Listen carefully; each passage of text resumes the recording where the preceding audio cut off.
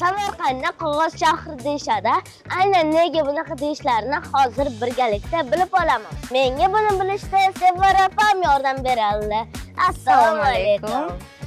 Birinchi qatdan boshlaymiz. Mahsulotlarni saralab olishdan boshlaymiz. Demak, ketdik. Jarayon mana shu yerda boshlanadi. Birinchi tut daraxtlarini, shoxlarini tayyorlab olamiz. Ularni kerakli o'lchamda kesib olamiz, ya'ni 40 sm, 50 sm. Va ko'rib turganingizdek, bular tozalangan. Aslida ularni po'stlari juda qalin bo'ladi va ularni orqada turgan qozonlarda qaynatamiz. Qog'ozlar tut daraxtdan olinishini bilmagandim. Siz bilarmidingiz? Men endi bilib oldim.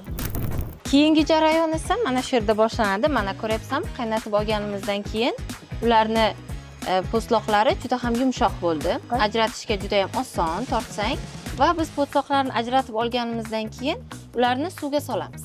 Suvga solganimizdan keyin ular yanada yumshoq bo'lishadi va bizga xolamiz yordam beradilar.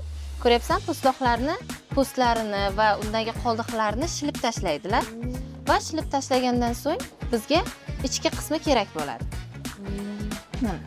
Mana ichki qismi juda ham toza va silliq bo'ldi va biz buni keyin qaynatib olamiz. Bu nima? Po'stloqlarni mana shunday katta qozonda qaynatib olamiz va ularni ozrog'ini olib ochib qaraganimizda ichida ko'plab tolalarni ko'ramiz. Va shu uchun ham ipak qog'ozlar deb nomlaymiz. Bu tegirmonmi? Bu suv tegirmoni. Suv yordamida harakatlanadi va mana bu tishchalar yordamida keyingi taxtaga zarba beramiz va shuning natijasida ichkaridagi mahsulotni urib, uni xamir holatiga keltiramiz.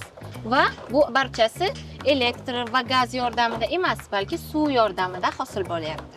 O'z ko'zim bilan ko'rmaganimda ishonmasdim. Va mahsulotlarni mana shu yerda urib, xamir holatiga keltiramiz. Shunda bu yerda suvni siqishadi-ya. To'g'ri.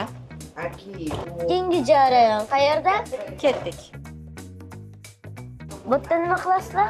Xamir holatiga keltirgan mahsulotimizni suvga solib, bo'tqa holatiga keltiramiz va elak yordamida uni elab olamiz.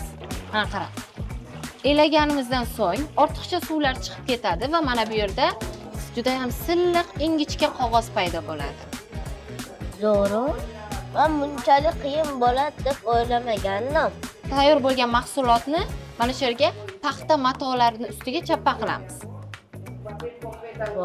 Va mana oddiy paxtali mato bilan ustini o'rab qo'yamiz. U tarkibidagi suvlarni shimib olishi uchun.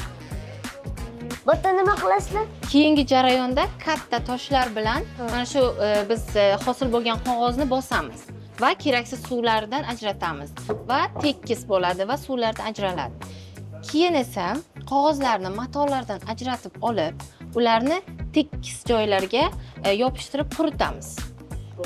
Mana bu hosil bo'lgan qog'oz, lekin u hozir nam va buni mana shu yerga yopishtirib, quyoshda 4 soat yozda quritamiz. Qishda esa 10 soat quritamiz.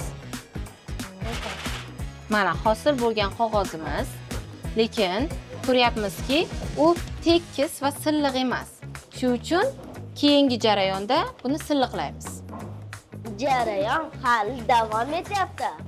Bu buqaning shoximi yoki sigir shoximi? Bu buqani shoxi. Va keyingi jarayonda qog'ozlarni silliqlaymiz. Demak, bizga chig'anoq, marmar yuza kerak bo'ladi va sigir shoxi. Va mana shu qog'ozlarimizni har tarafini 15 daqiqadan silliqlab olamiz. Qattiq bosib, qattiq bosganimizdan keyin ular silliq va yengil bo'ladi. Mana bu qog'oz singari. Men ham tekislab ko'rsam bo'ladimi? Mana. Qaranglar, men qog'oz ishlab chiqaryapman. Mazza ekan. Bu yerda qog'oz chiqindilarini tashab yuborishmas ekan, ulardan mana shunaqa zo'r sumkacha, keyin mana bunaqa narsalar qilishar ekan. Mana men bilan birga tomosha qildingiz, qog'oz yasash qanchalik qiyinligini.